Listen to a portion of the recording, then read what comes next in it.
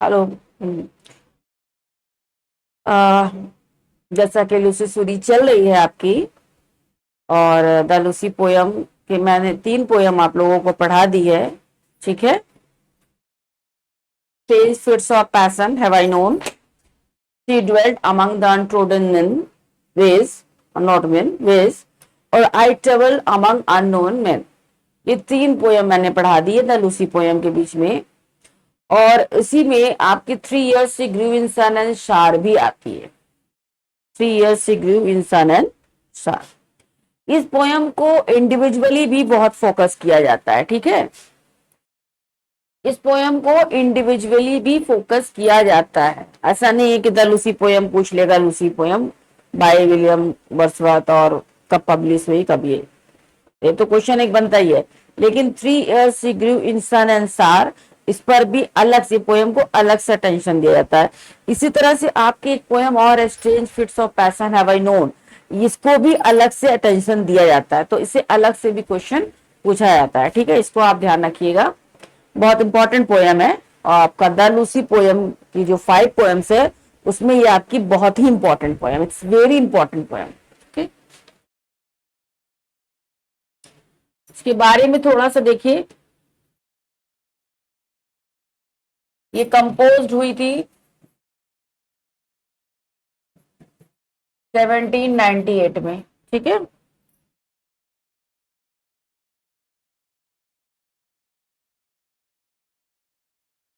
और पब्लिश हुई थी, हालांकि सभी जितनी भी पोयम है, सारी जो लूसी पोयम है वो पब्लिश हुई थी लिरिकल बैलाड में। ठीक।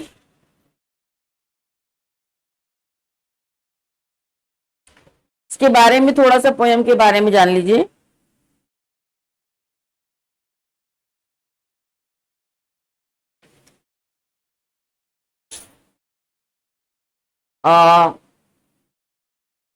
इस पोयम में द रोल ऑफ नेचर, ठीक है, नेचर का क्या रोल है अकॉर्डिंग टू पोएट, पोएट के हिसाब से नेचर का क्या रोल है, वो 3 years रिव्यू के नाम से है ये poem.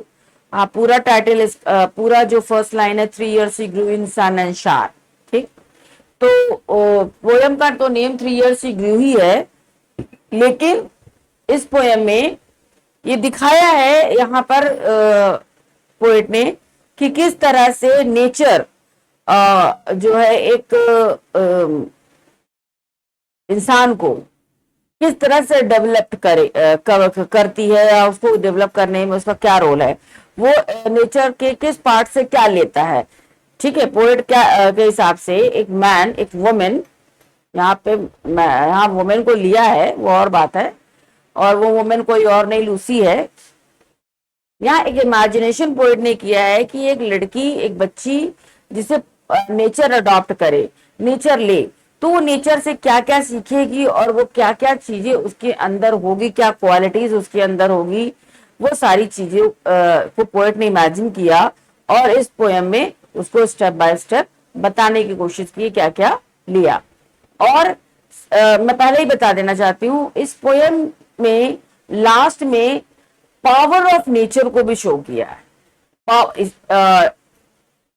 Benefits of nature, gain of nature, ये तो आपको पोयम में पता चलेगा ही, लेकिन लास्ट की जो पोयम है, ये लास्ट में पोयम होगा, उसको जब लास्ट में आप पूरी पोयम खत्म होगी तो आप नेचर की पावर को भी फील करेंगे कि how much powerful the nature is, कि नेचर कितनी पावरफुल है।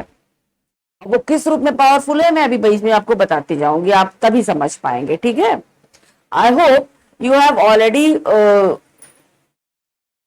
heard about it और read about it, पढ़ा ही होगा कभी ना कभी, लेकिन as it is my duty to teach you, तो इसलिए मैं फिर से इस पोयम को आपको बताने जा रही हूँ with the concept by which the poet had been influenced in his days. Okay. यहाँ देखिए कि एक बच्ची को नेचर ने अडॉप्ट किया, छोटी सी बच्ची को, और फिर उसकी लाइफ में क्या क्या चीजें, उसकी पर्सनालिटी कैसे ग्रोथ करती है, मेंटली और physically, how she grows according to nature, according to poet.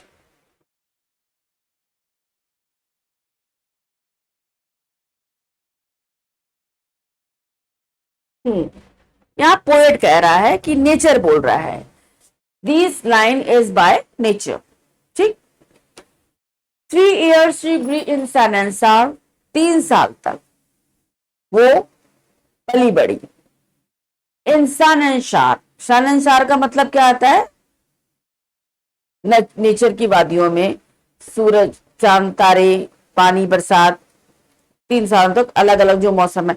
अब चूंकि मौसम वहां पर इंग्लैंड में गर्मी ज्यादा दिन को लेकर पड़ती नहीं है, हमारी इंडिया की तरह यहाँ पे वैसे तो हम बेसिकली यहाँ पे 3 सीजन्स को मानते हैं, समर, विंटर और वैकेशन, रेन। लेकिन एक्चुअल में समर और विंटर और रेन और विंटर, समर और रेन के बीच में भी कुछ कुछ अलग अलग होते हैं। जैसे हमारे यहाँ वसंत ऋतु मानते हैं, शिशिर ऋतु मानते हैं, शरद ऋतु मानते हैं। तो कुल मिला के 6 टोटल है ऋतुएं। लेकिन ज्यादा लंबे समय तक हमारे यहाँ विंटर, रेन और समर होता है। वहां पे ऐसा नहीं है, ज्यादा वहां पर विंटर होता है और रेन होता है। नॉमिनल टाइम के लिए थोड़ी सी समर सीजन आता है। और समर भी क्या कहें उसको, जब आप मैप देखेंगे इंग्लैंड का और उसकी जियोग्राफी देखेंगे तो आपको पता चलेगा कि वहां का क्लाइमेट या इंग्लैंड के क्लाइमेट कैसा, उसको आप देखिए, पढ़िए। 3 years she grew in सननसार, 3 सालों तक वो पली बड़ी नेचर में, सूरज के आगोश में, बारिश के आगोश में, मतलब नेचर के बीच में। देन नेचर सेड, तब नेचर ने कहा, ठीक, आ लवली फ्लावर, ये तो बहुत ही खूबसूरत फूल है। ठीक है, 3 साल की वो बच्ची को, पली बड़ी 3 साल की जब हो गई तो नेचर ने कहा ये तो बहुत ही खूबसूरत फूल है, बड़ा प्यारा बच्चा है। बच्चे को फूल की संज्ञा दिया या नाम दिया। On earth was never seen, कि इस धरती पर इतना खूबसूरत फूल तो कभी देखा ही नहीं गया। This child I to myself will take, this child I to myself, इस बच्ची को तो मैं लूंगी, इस बच्ची को मैं लूंगी, मैं इसकी परवरिश करूंगी, मैं इसकी देखभाल करूंगी। ठीक है, ये बच्ची मेरी होगी। सी शैल बी माइन, ये मेरी बच्ची होगी। And I will make a lady of my own. अब यहाँ नेचर कह रहा है कि मैं इसे अपनी हिसाब से इसको एक लेडी बनाऊंगी। वैसे तो जो हमारी जो सोसाइटी है, हम उसमें जन्म लेते हैं, पलते बढ़ते हैं, तो अपने सोसाइटी की सारी चीजें हम सीखते हैं, रिचुअल्स, ट्रेडिशंस और सिस्टम, जो कुछ भी है हमारे यहाँ चलता है। हम जिस भी जगह पैदा होते हैं उसके हिसाब से हम पलते बढ़ते हैं और अपने यहाँ संस्कार ग्रहण करते हैं। लेकिन यहाँ पर पोएट ने कहा कि एक ऐसी बच्ची जो 3 साल तक की हो गई, तो नेचर ने कहा कि ये बहुत खूबसूरत फ्लावर है, इसका जैसा कभी आया नहीं है, और ये मेरी बच्ची होगी, इसको पालू पोसूंगी मैं, और इसे मैं अपने हिसाब से एक परफेक्ट लेडी बनाऊंगी।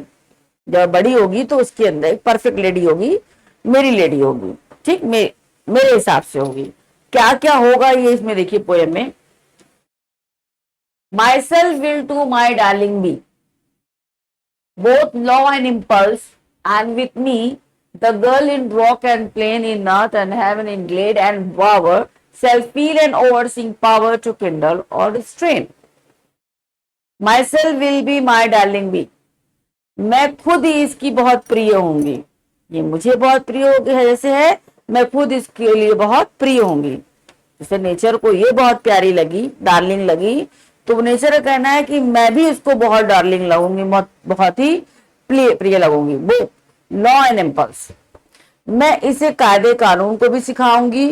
और इम्पल्स का मतलब होता है जो अल्हड़पन होता है ना, मौज मस्ती, एंटरटेनमेंट, निश्चिंता, स्वतंत्रता, स्वच्छंदता, कुछ हद तक स्वच्छंद होना एट सम एक्सटेंट, तो वो भी सीखेगी और लॉ भी सीखेगी। लॉ मतलब कहते हैं तरीके, सिस्टम में रहना, जैसे होता है ना गलत सही, उस तरह से लॉ में रहेगी।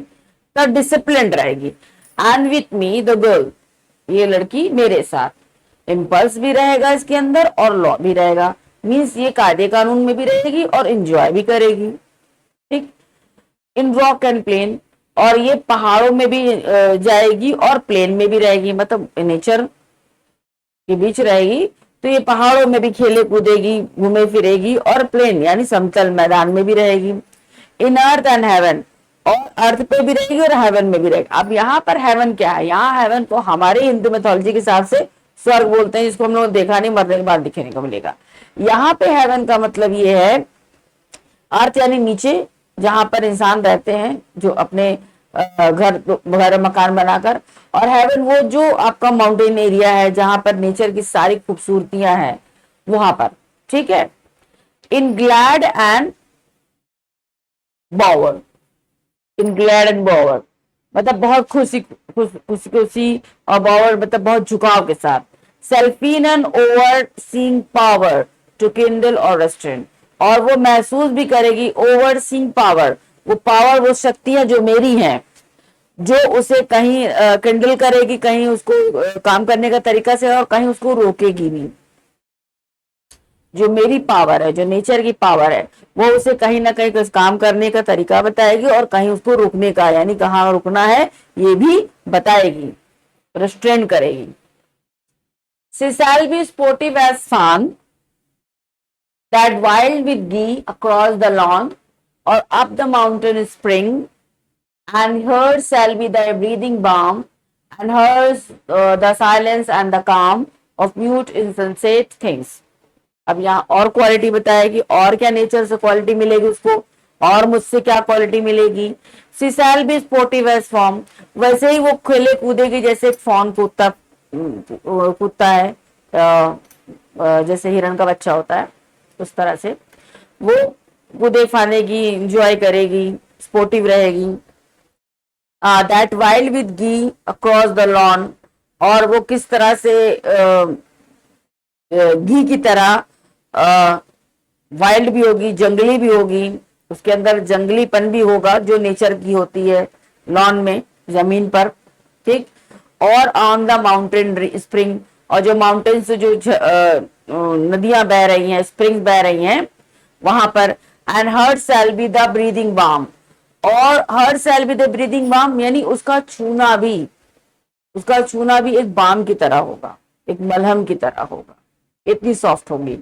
And hers the silence and the calm, और उसके अंदर वही शांति भी होगी जो नेचर में होती है, वही कामनेस भी होगी जो नेचर में होती है। ठीक है। ऑफ म्यूट इनसेंसेट थिंग, मतलब और म्यूट भी होगी, चुप भी रहेगी, बेकार की चीजों के प्रति उसका ध्यान भी नहीं जाएगा। और क्या आएगा, और क्वालिटी क्या है। The floating clouds their state shall lend to her, and her the willow bend, nor shall she fail to see, even in the motions of the storm, grace that shall mold the maiden's form by silent sympathy. अब यहाँ poet क्या कह रहा है, the floating cloud their state shall lend to her, जो उड़ते हुए जो बादल है वो भी उसके सामने झुकेंगे, ऐसी होगी वो। For her the willow bend, ठीक है, उसकी तरफ झुकेंगे। Nor shall she fail to see even the motion of the storm, यानी जब बहुत तेज आंधी चल रही होगी, बहुत तूफान आ रहा है, उसमें भी वो किसी चीज को देखने से चूकेगी नहीं, इतनी पावर होगी उसकी आंखों में, वो देख सकेगी। Grace that shall mold the maiden form, और वो ग्रेस, वो होता नहीं ग्रेस, एक शैल मोल्ड द मेडन फॉर्म, जो नेचर का ग्रेस है वो उसको एक मेडन बनाएगी, एक वुमेन बनाएगी, वुमेन का शेप देगी, उसका मतलब फिजिकल ग्रोथ होगा। बाय साइलेंट सिंपैथी, और बड़े ही प्यार के साथ, बड़े ही सिंपैथी के साथ। और क्या होगा उसको, और क्या क्या पसंद होगा। The stars of midnight shall be dear to her, and shall lean her ear in many a secret place, where rivulets dance their wayward round, and beauty born of murmuring sound shall pass into her face। अब यहाँ पर देखिए nature की quality, nature की जो ये quality nature के अंदर ये जो पाया जाता है नेचर में, वो कैसे इसके इस बच्ची के अंदर, बच्ची के फेस पर दिखाई देगा। यहाँ पोएट का मतलब ये कहने का है कि किस तरह से नेचर उसको इतना इन्फ्लुएंस करेगा, वो नेचर को किस किस चीज को देखकर कितनी खुश होगी। नॉर्मली जो कॉमन लाइफ की बात किया जाए तो हमको अच्छा कपड़ा, ज्वेलरी, घूमना फिरना, बूट सूट, एक वुमेन की बात कर रही हूँ, एक लेडी की बात कर रही हूँ, यही सब पसंद आता है आज की लाइफ की बात में। लेकिन वो ऐसी, according to the poet, Lucy ऐसी मेडन होगी, ऐसी वुमेन होगी जो, जिसको क्या होगा, the stars of midnight shall be dear to her, जिसको रात में जो आधी रात के जो स्टार्स है स्काई में जो चमके होंगे वो उसको बहुत प्रिय होंगे। मतलब she would be nature lover. And she shall be lean her year in a many secret place, और उसकी कान उन सीक्रेट आवाजों को भी, उन सीक्रेट जगहों को से भी उठने वाली आवाजों को भी सुन लेगा, यानी उसके कान इतने तेज होंगे। ठीक है, ये पावर होगी नेचर की, उसको मिलेगी। Where ravelers dance their wayward round, जो ravelets है, झिंगुर है, वो अपना नहीं तो घूमते हैं, तो उनकी आवाज भी सुन लेगी, जो कोने में भी रहेगा वो भी। And beauty born of murmuring sound, और जो नदियों के बहने से जो मर्मरिंग साउंड होती है, नदियों के बहने से जो ऊपर से बहते, नदियां जब नीचे आती हैं या बहती हुई नदी से जो मर्मरिंग साउंड होगी, देखिए अगर प्लेन पर नदी बहती है तो ज्यादा आवाज नहीं होती, होती ही नहीं। लेकिन अगर थोड़ा स्प्रिंग माउंटेन एरिया से आती है तो पत्थरों से लड़ते गिरते उसमें से आवाज निकलती, तो वो जो मर्मरिंग साउंड होगा वो उसके फेस पर, उसकी जो खूबसूरती है, उसका जो एहसास है, उसके फेस पर हमें दिखाई देगा। मीन्स कहने का ये है कि वो उस मर्मरिंग साउंड को फील करेगी और वो फीलिंग उसके फेस से दिखाई देगा, ऐसी होगी Lucy. And vital feelings of delight shall rear her form to stately height, her virgin bosom swell. Such thoughts to Lucy I will give, while she and I together live here in this happy dell। अब यहाँ poet इस line में देखिए, poet इस stanza में क्या कह रहा, अनवाइटल फीलिंग्स ऑफ डिलाइट, और आनंद, जो खुशी की जो फीलिंग्स होती, वाइटल फीलिंग जो हमें लाइफ देती है, shall rear her form to stately height, ये सारी चीजें उसकी हाइट को बढ़ाएंगी, उसकी ऊंचाई को बढ़ाएंगे। ठीक, हर वर्जिन बुजम, और बुजम यहाँ पर वो कंप्लीट लेडी बनेगी, उसके बॉडी का विकास होगा, उसकी फिजिकल डेवलपमेंट होगा, जिससे वो कंप्लीट वुमेन दिखाई देगी। Such thoughts to Lucy I will give, और मैं ऐसे विचार लूसी के अंदर दूंगा या दूंगी। While she and I live together, जब मैं और लूसी साथ साथ रहेंगे, here in this happy dell, इस खूबसूरत वादियों में, इस प्यारी सी वादियों में मैं और लूसी यहाँ रहेंगी। वो इन सब चीजों को सीखते हुए बड़ी होगी और एक कंप्लीट वुमेन बन जाएगी। अब देखिए ये जो लास्ट स्टैंजा है, ठीक, इसको मैं थोड़ा सा मैं आपको बता दूं।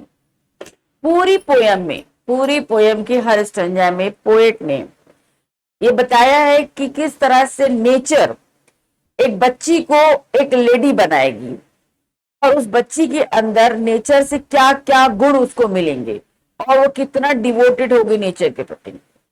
यानी नेचर, यहाँ पे कहने का मतलब है कि नेचर क्या क्या देता है, क्या क्या हमारे पास नेचर ने दे रखा है। लेकिन यह लास्ट स्टैंजा में लूसी की डेथ दिखाई है। ठीक है, तो यहां पर दिखाया है कि नेचर कितनी पावरफुल है, नेचर जो देती है, दे सकती है, वो उस चीज को ले भी सकती है, इतनी पावरफुल है नेचर, यही दिखाने की कोशिश किया। 10 नेचर स्पीक, अब नेचर ने कहा द वर्क वाज डन, काम पूरा हो गया था। She has become a complete woman of nature. How soon my Lucy race was run, poet को बड़ा दुख होता है कि कितनी जल्दी रूसी की जो रेस थी, रूसी की जो दौड़ थी, रूसी की जो जिंदगी थी वो खत्म, यानी she has dead, she died and left to me this heath, this calm and quiet scene. और छोड़ दिया मुझे अकेला इस जगह पर। यहाँ जो असीम शांति है वो शांति वैसे ही मतलब होता है कि जो उसके रहने पर उछल कूद ये सब कुछ करती थी वो सारी चीजें खत्म हो गई, सब कुछ शांत हो गया। The memory of what has been and never more will be, जो मेमोरी है, जो यादें हैं, and never more will be, और जो उससे ज्यादा नहीं हो सकती। जो मेमोरी जो यादें हैं बस वही रह गई, उससे ज्यादा नहीं हो सकती। तो यहाँ पर पोएट ने नेचर से क्या क्या मिलता है, नेचर लविंग क्या होता है। एक लूसी कैरेक्टर थी जिसको 3 साल की थी, उसने नेचर ने उसको लिया, उसके अंदर ये क्वालिटी डाली और लूसी की डेथ हो गई। हालांकि ये नेगेटिविटी है, आ, कोई बात रही होगी पोएट के मन में जहां पर इसने इस पोएम में एंड लूसी का एंड दिखाया है, लूसी हैड डाइड। तो कभी कभी ये कहा जाता है कि चूंकि उनका अफेयर था एक फ्रेंड्स गर्ल से और she bore a baby that was girl, baby girl, लड़की थी, तो कहीं उनको दुख था कि वो अपनी बेटी खो दिए थे। हालांकि उनकी उसने उसको पैसे भेजना और सारी फाइनेंशियल एड करते थे, मदद करते थे जो भी है, लेकिन उसको अपना नाम नहीं दे पाए और अपनी जिंदगी का हिस्सा नहीं बना पाए प्रॉपर तरीके से। तो वो कहीं उनको इस बात का दुख था, जो शायद लूसी जैसे कैरेक्टर को क्रिएट करके अपनी मन के भाव को लेना और उसका खो जाना, शायद इसका रिफ्लेक्शन। ठीक है, मे बी ये तो बेटर ज्यादा अच्छा तो पोएट ही जानते होंगे जब भी उन्होंने लिखा होगा, लेकिन उनके बारे में पढ़ने और समझने के बाद ऐसा लगता है कि ऐसे ही कुछ वजह होगी। सो matter of discussion, so this is not going to be asked in your examination. They may ask in your question paper, there will be a question of the name of his girlfriend, French girlfriend or his daughter, ये नाम पूछता है, कई बार पूछा है, ये पूछ सकता है, और बाकी डिस्कशन करने का मैटर कुछ अलग है। तो यहाँ पर आपका 3 years she grew in शान एंड शार, एक्चुअली पूरी कभी कभी पूरी लाइन ही पोएम की फर्स्ट लाइन भी पूछ लेता है। वैसे तो 3 years she grew ही है पोएम, लेकिन 3 years she grew in शान एंड शार भी कभी कभी पूरी पोएम के रूप में पूछ लेता है। तो यहाँ पर आपका पोएट की ये पोएम कंप्लीट होती है, द लूसी पोएम का part. Okay, have a nice day, thank you.